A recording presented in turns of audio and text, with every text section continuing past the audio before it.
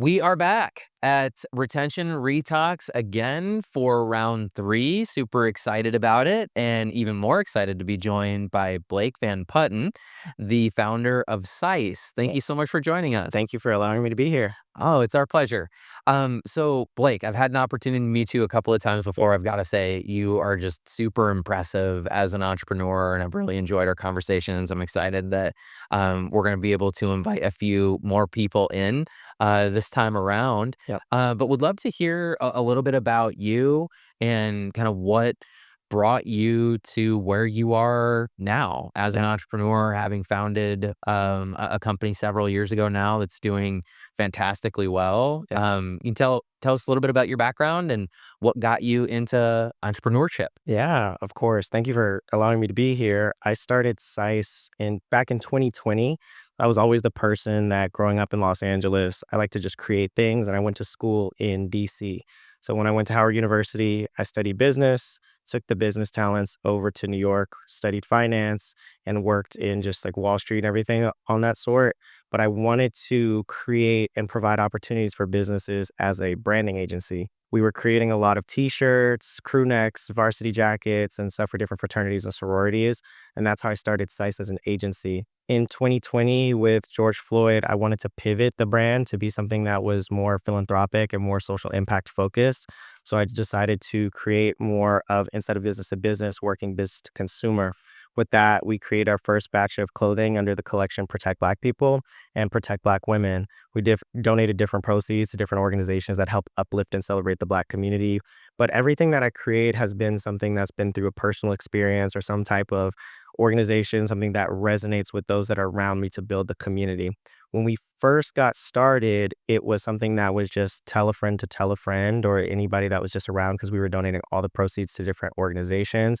And it grew into tell a friend to tell a friend to tell the community. And the community around has been the backbone for the structure of the business. So as it started to develop, it was during 2020. And in 2020, we started doing a lot of things organically, because a lot of the paid advertisement at that time was paused due to the election, the presidential election.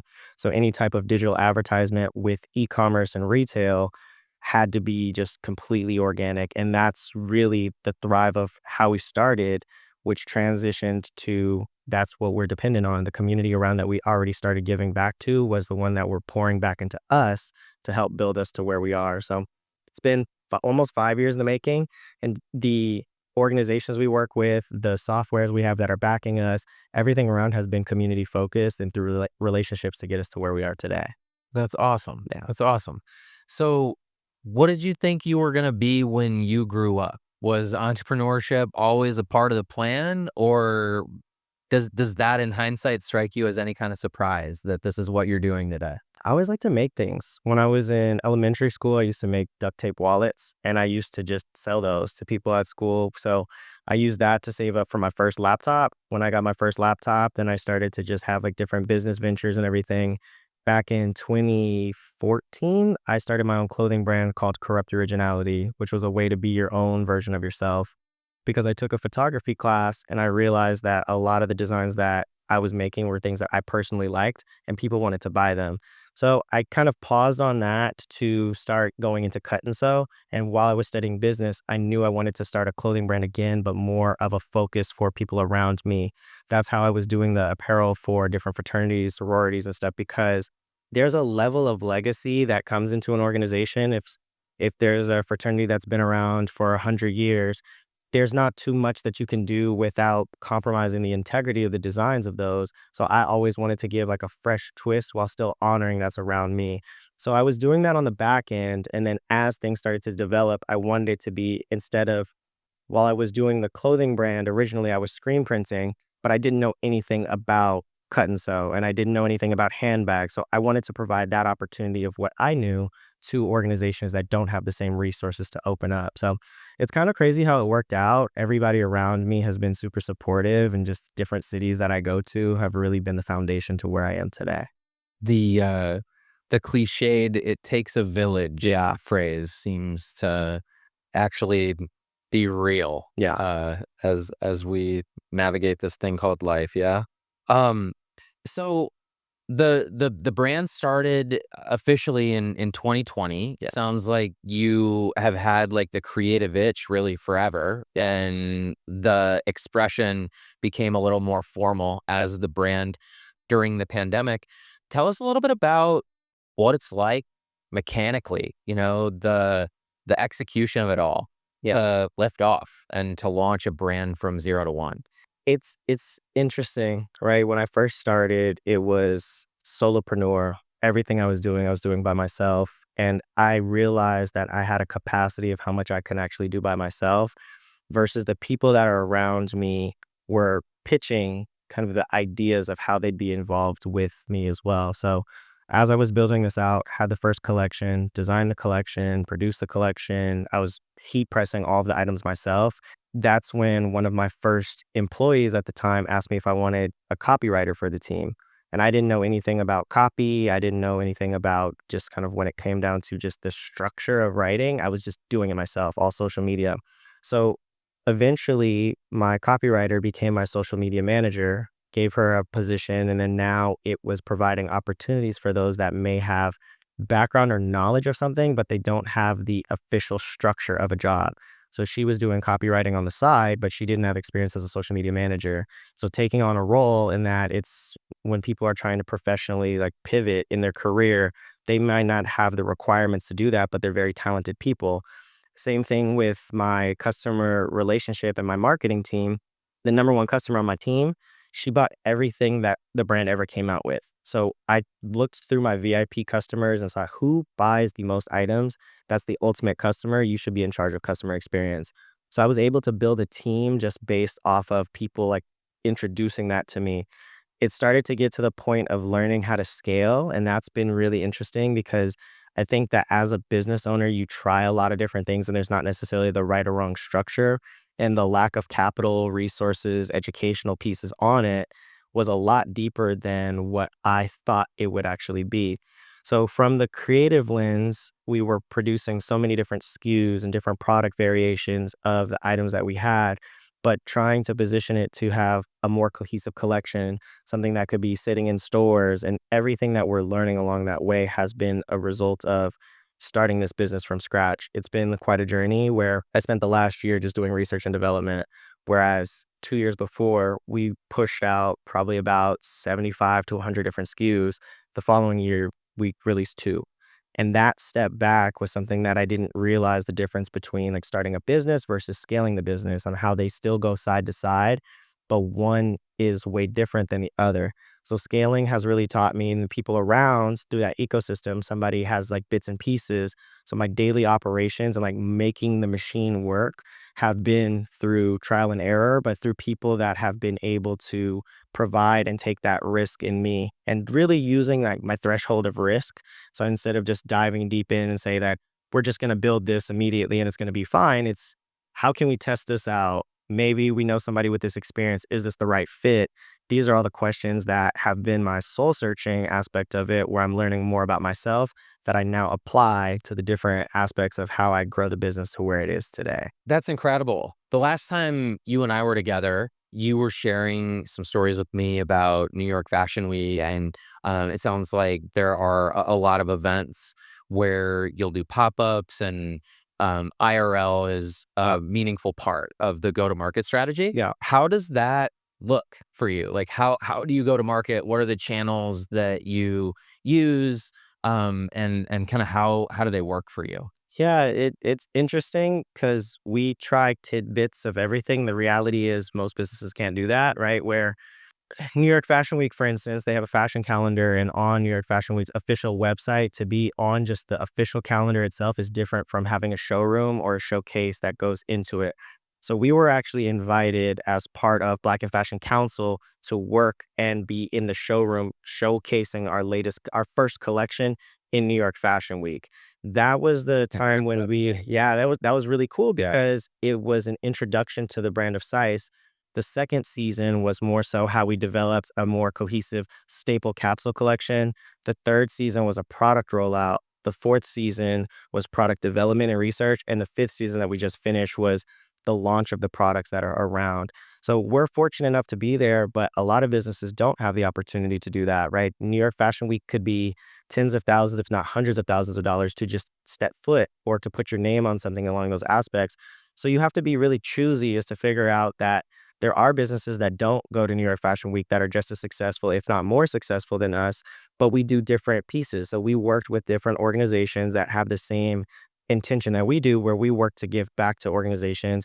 An organization like Black in Fashion Council or Raise Fashion provide opportunities for other organizations to sit in that space without having to necessarily fund it. Because if you look at another in-person event would be doing showrooms and stuff to get into different retailers. That setup of the booth and just being in a space like this today, it costs a lot of money. And people really take that for granted. And other people would just say, just throw the event and it'll be a solution. So you might not get that return on things, but it's understanding that there are different people that are providing opportunities to sit in those spaces.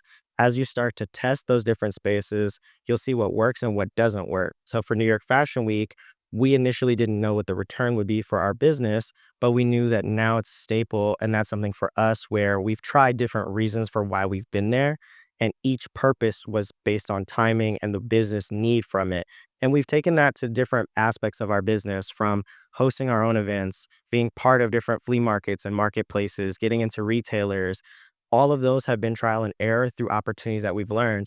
There have also been a lot of opportunities we turned down because we learned that, hey, we tried this before, this didn't work for us, or hey, there's another business that could benefit more from this than us as well. So being able to drill down into finding out what the fundamentals of your business are in that landscape of seeing that from an in-person event is there, are we partnering with another company? Are we in-kind sponsors?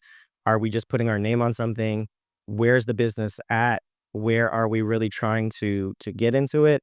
It's just trying different things. But the opportunities that businesses realistically might only be able to do for the next 2 years, they can only do one event. And the reality is, if that one event is not successful, they probably will never do it again. So being fortunate enough to really acknowledge that we're sitting in that space and really operating with these businesses help us to get to where we are today. So a lot of trial and error. That's awesome. Yeah. You touched on something that I struggle with, saying no. Yeah. There is not a merit-based idea that's come across my desk Yeah. that I didn't have, like, a desire to go execute on Yeah. in some way. Like, how do you make those decisions about, I mean, not just, like, event opportunities necessarily to pass on, but more broadly, like, prioritization. How do you stay the course? How do you stay focused? And how do you eliminate this shiny object syndrome? Yeah. Oh, what could be a distraction in pursuit of the things that matter most? I think that when you say no to things, it's important to say no to certain things, because if you don't say no, or if you take on an opportunity that may not fit you, it may cause more harm to not only yourself, but those that are around you, and a disservice to the community around. So I always try to remember that, where if I had an opportunity to be in Paris Fashion Week, but I have nothing new to showcase for my brand and somebody's paying for it, and it could be a really great thing for exposure for my brand, yes, it's worth it to do it. But at the same time, I'm taking up space that somebody else could fit in there. So if I wanted to really just grab the shiny object and say, hey, we're here from a vanity perspective, we would also kind of not really have any points to talk about or to showcase. And we've turned down different seasons in New York Fashion Week for that reason, said somebody else can sit in that space for it. It also gives you more of the exclusivity and the choice and the freedom of taking control of your brand and yourself. So saying no is really hard, because there are opportunities I'm like, dang, that's really, really nice. But I think that looking at the integrity and just like looking inward, I try to remember that, because there are businesses who have received amazing opportunities and they're on the verge of like bankruptcy if they don't take that opportunity. And it could be something that's compromising to maybe their character, the overall structure of the brand. So I always try to remember that. And it's always come back in a positive light. Anything that we've ever said no to, it could be something that if we explain it to people around, we learn that maybe it's not the right alignment right now, but it could be that as well. An example of that would be our 3PL and our fulfillment center to where we are initially, is that people taking risks and opportunities to get to where you are might be that opening exchange for something larger. When we first started the business, I was taking everything in my car, driving it to the post office, and then dropping it off. But Shopify had a fulfillment network they were trying out, and you needed to hit a certain order minimum to be able to even sit in there. So I reached out to them, hey, you want to take a risk on me? And we're not at that order, but we'll eventually be there. They said, yeah, let's try it. We were in there, and then we eventually maxed out in that warehouse, and they had to move us across the country to open up to 2 different warehouses. At that time, they were transitioning and learning if a fulfillment center works for them. But another fulfillment center reached out to us that I really liked. And I said, hey, this opportunity to work with you could be really great, but I don't think I need it for another year and a half. And I told the guy that was really marketing and then we're very close now because he respected it. Instead of trying to do the whole sales pitch and I'll reach back out to you in 2, 3 months, he came back to me. I came back to him a year and a half later and I said, I think I'm ready. And we moved everything from that fulfillment center to the new fulfillment center that we're in. So even though it's a no, it was a not yet. And that not yet got us the validation to make a better decision that works for us. And since then we've moved across the country like 3 or 4 times. And it's the easiest thing for us because of the foundation and structure to that, instead of having to make a decision out of last resort. Yeah. I hear a voice of a former colleague in my mind as you say that. His name's Jordan Decker, and Okay. I've unabashedly stolen this phrase. He probably didn't make it up, but not no, but not now. Yeah. Yeah. And I think that that's really important to have that discipline, and you clearly do. And I think that we see in the brand results Yeah. kind of the fruits of that discipline. Let's talk a little bit more about channel. How much of the business is online store? How much of the business is like retail or wholesale as a first pass? Is the majority of the business online? Is the majority of the business physical? Is it relatively equal? We don't need to get into exact percentages, but just in whatever way is appropriate to cover that, to give us a sense. How does that break down? The business is 100% e-commerce based, so we don't have a brick and mortar, but I would like to have that brick and mortar. The way the business is set up is since we started during the pandemic, we've learned how to build everything virtually. We also understand the importance of it. So during that time, we got our own office space, and in the office space, we set that up like a studio to do all of our content in-house, our videography, photography, and our setup for inventory management. As the business started to grow, then we moved out of the office. They quadrupled our rent. So we said we're leaving. But with that, we moved back completely virtually, and we've been working with different APIs for different retailers as well. A lot of the software and a lot of the development, we have everything. We're not drop shipping or we're not doing everything. We order all the inventory ahead because I believe that customer service for us in our industry and what we specifically sell, it doesn't apply to everybody, but drop shipping to us would not fit the customer because people are trying to be in a space where if it's a birthday coming up or it's a special event, we want to be available. So we spend a lot of money on inventory. So having that space where we have the inventory, but the inventory is tailored and kitted a certain way where if we're doing an in-person event, if we're going to New York Fashion Week, I can place an order and all of the items will be sent to New York. We can do an activation build out as if it is a full store experience. Same thing with another just crazy idea that I had was I made and created a 27-foot trailer that attached to the back of my pickup truck. You go inside it, it has marble floors, different shelving units. It looks like a luxury storefront and it's connected completely through QR code. So everything is virtual and the products will be sent to you with instantly, but we'll give them physical products to leave with. Maybe it'll be a canvas tote bag, a sticker, something like that. So you physically, because people have to do that. Mhm. My mom doesn't purchase anything completely online. Like she's just never going to be that person. So we cater to everybody, but we also work with the intention of customer service and speed. So our products will get to people in as short as like 1 day, but it can also go as quick as 5 days if we're working internationally, if we're doing things domestically. So building the ecosystem around retail on e-commerce platform has been there. And then it's also allowed us to test different spaces where Los Angeles is a large market for us, and I'm based in Los Angeles, but it's not our largest market. Mm. Our largest market is over in Brooklyn, in New York, and it's also in Georgia. It's like over in Atlanta and DC. So if we were to put all our eggs in one basket to physically be there, that wouldn't help the business. We're able to test out and then know what the requirements are to do an activation and build out. Here's what the branding identity is for our business. So it's 100% online. As we're working and the kitting, the way it's set up is that if we were to get into a retailer, our 3PL is ready to do kitting if something in a storefront doesn't have the dust bag when you're opening it, when you're looking at it in the store because it's on the floor for merchandising sake.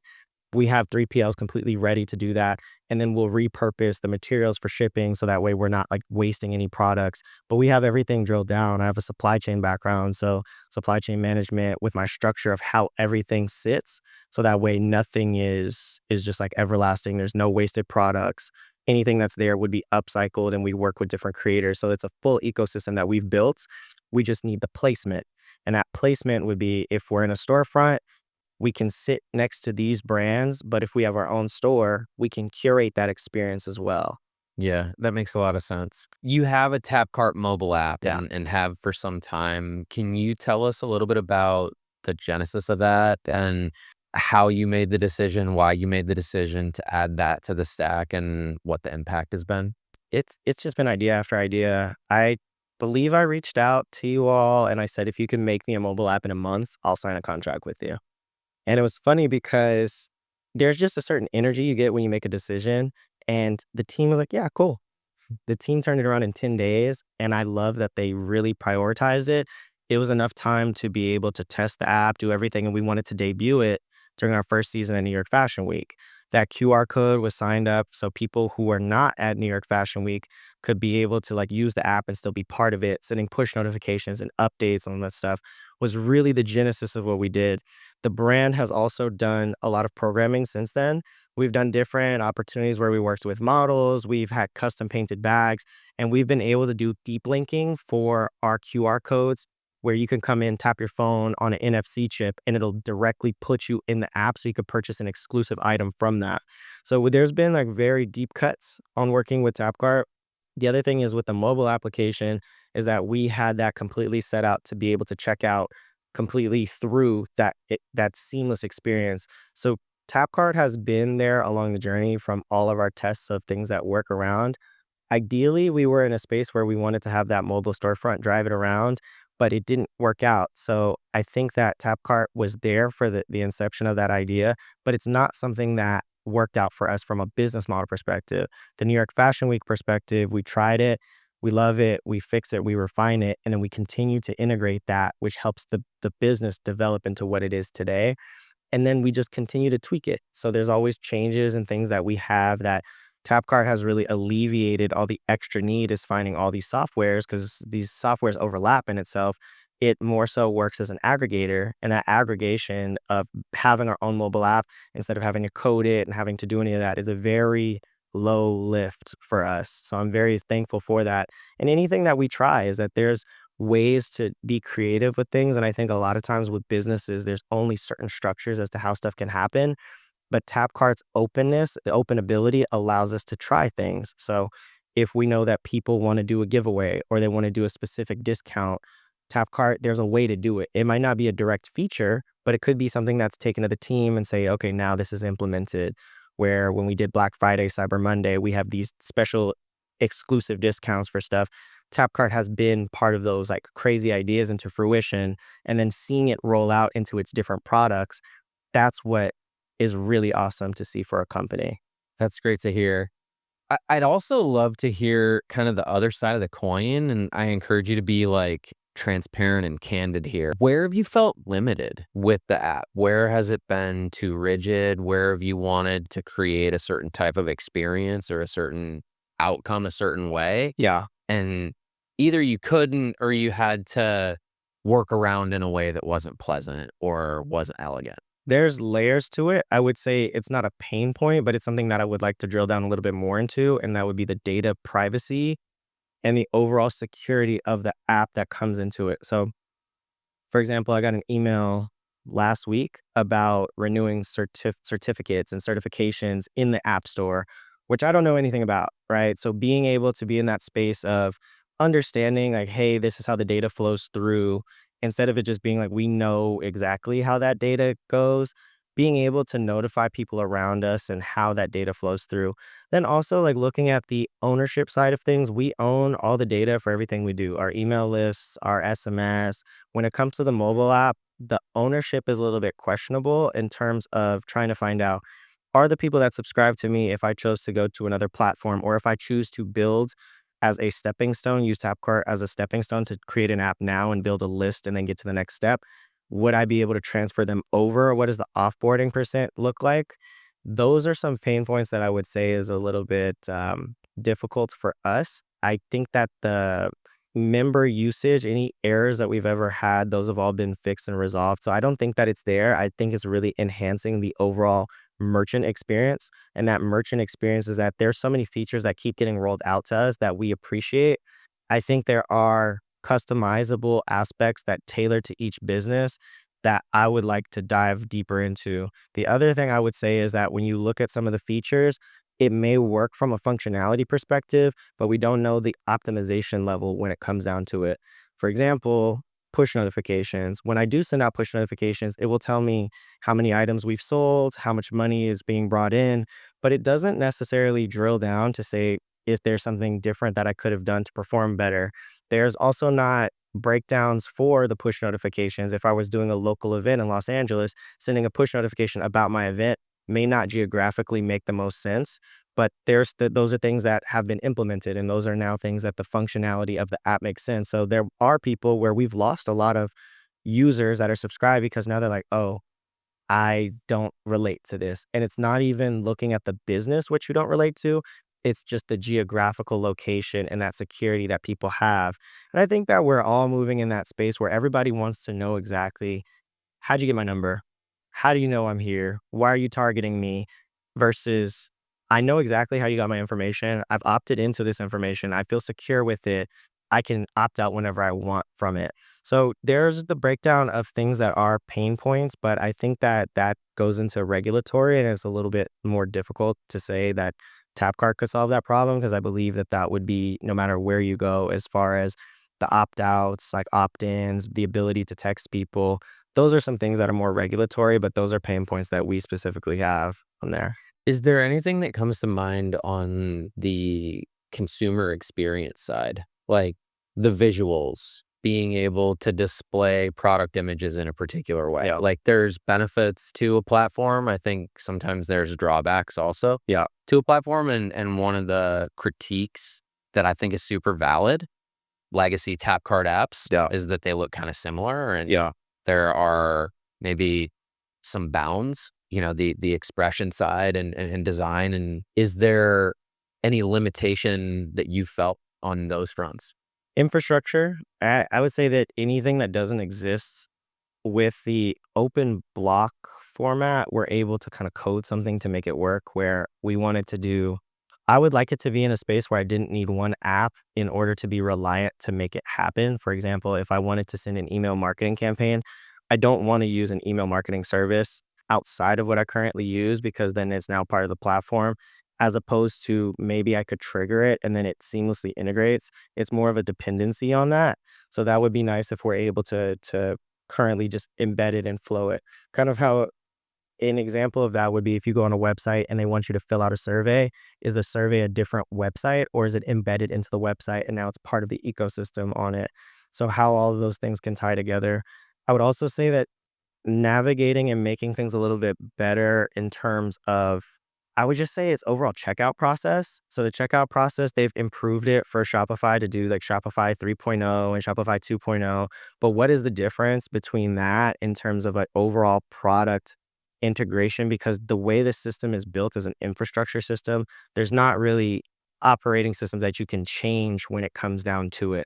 So is there a way that you are able to say, okay, this is how you process payment, but it's more so it's out of the box, and that out of the box feature, if you can code from a customer facing perspective, from an internal perspective, customers would like a more customized checkout. It'd be cool if it could be just like you send a push notification, you can do gifting. That would be a lot easier for people as well, is that people are ready. So Black Friday, Cyber Monday is a good time for people to buy. But for Christmas, people are buying for other Mhm. people. And the gifting process, there's workarounds for it, but it's not in the forefront of wish lists are a little bit difficult to kind of figure out because is it a wish list through Tapcart or is it a wish list through another company that's an aggregator that pulls it that you need a subscription to then send an email to let somebody know that it's available. So those would be like some points that I would say. Yeah, one of the things that I've hypothesized on the topic of gifting, we don't do this, but I think we should offer the ability for a gifter to send the giftee Yeah, a redeemable gift yeah, via app, right? So I send a text or something to you with a curated list of yeah, things that I have in mind for you, and exactly. there's a gift card sitting behind it, and you just redeem the 4 out of 6, Yeah, that you like the best or whatever. I think that would be a way for brands to grow downloads. yeah. Do you think there's something there? I think there's something there. I think it also is if it's a general relatability when you come down to the conversation for us was what is the difference between Shopify Shop and Tapcart? Because technically that could be its own mobile app, but there is another marketplace for opportunities for others to use it. There's still wish list ability from that, but I think the customization feature and being able to send it to somebody like a registry. I'm at that point in my life now where all my friends are getting married and going to all these different weddings and there's now a registry, but the registry only shows you specific products. If you're able to customize it and then now integrate it to somebody has its own portfolio, and that portfolio operates as a registry that you can now send to people, you can give to people. I think that ecosystem could really work. Same thing as if brands can cross collaborate when you're looking at a company like Shopify has Shopify Collaborate, where you're working with different businesses and you can get a percentage of the commission. But what if you could start rolling over some of those benefits to different companies? If a company is giving me 15% off, or if they're doing like a buyback program, what if I could roll that over to like a different gift set? So boo baskets are really important for Halloween right now. People are buying people not only one item, but they might get like a snack and they might get something else like that. I might want to download this app, buy something, but the referral from another company that's built off a Tapcart could be something that's kitted together. And that kit could be like a really great gift. But now you have people that are buying stuff individually. It's more makeshift. That customization feature would be really, really cool to Mhm. integrate. Yeah, that's interesting for sure. I have so many more topics that I'd like to explore because you're such an interesting conversation, Blake. I really appreciate it. How can people get in touch with you? How can people find you? And stay tuned, I guess, for the next chapter here. Where's the best place to get in touch? So our website is CISE.store, CISE.store.